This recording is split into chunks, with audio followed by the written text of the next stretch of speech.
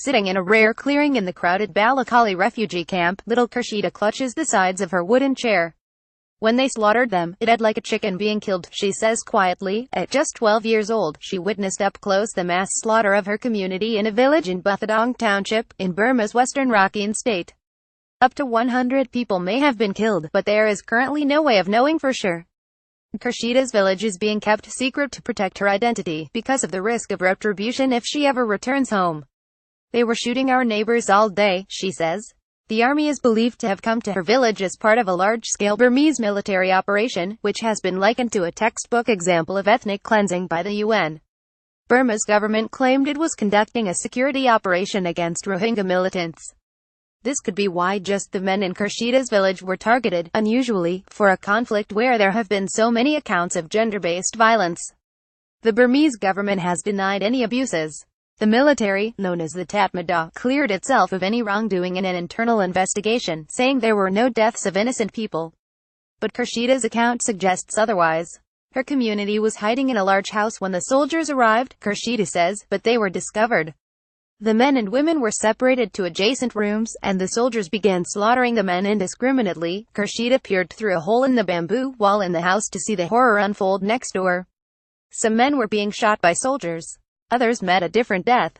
They put them in masks, tied their hands, and Kurshida draws her hand across her throat. Their bodies were dumped outside in a courtyard. While Kurshida cried, the other women around her recited the Quran. The only family member with her was her aunt, with whom she later fled to Bangladesh. It isn't clear what happened to her father.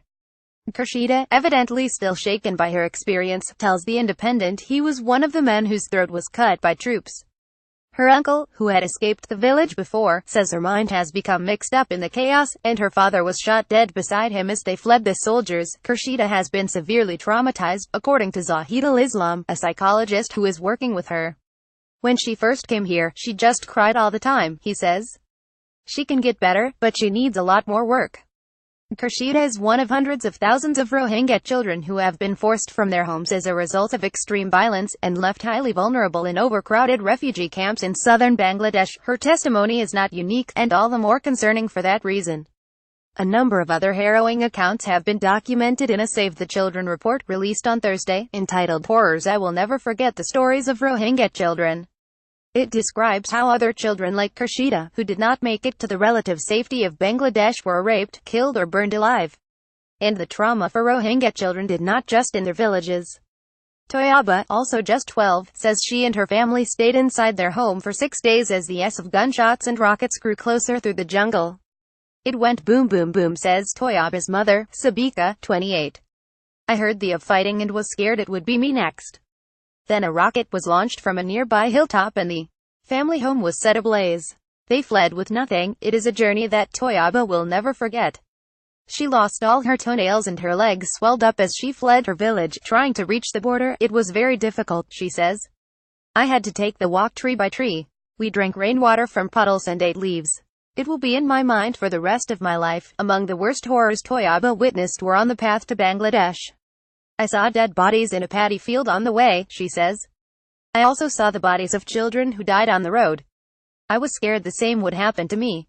Rumors constantly circulated among the fleeing Rohingya, fueling the anxiety that the military was coming to get them.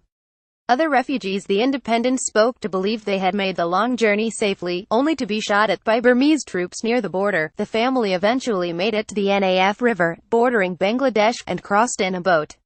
They have been living in the sweltering Balukhali camp for around 2 months. Toyaba's mother Sabika says they will never return to Burma. She would rather eat leaves in the jungle again. But she feels more secure in the camp now that no one is trying to kill her family. Meanwhile, Kurshida, despite her experiences, misses home. I want to go back to Burma, she says. It's not good here, it's too hot, and it makes me sick. If the people go back there, I will go with them. Names changed to protect the children's identities. More about Rohingya Burma. Rakhine Rohingya crisis reuse content.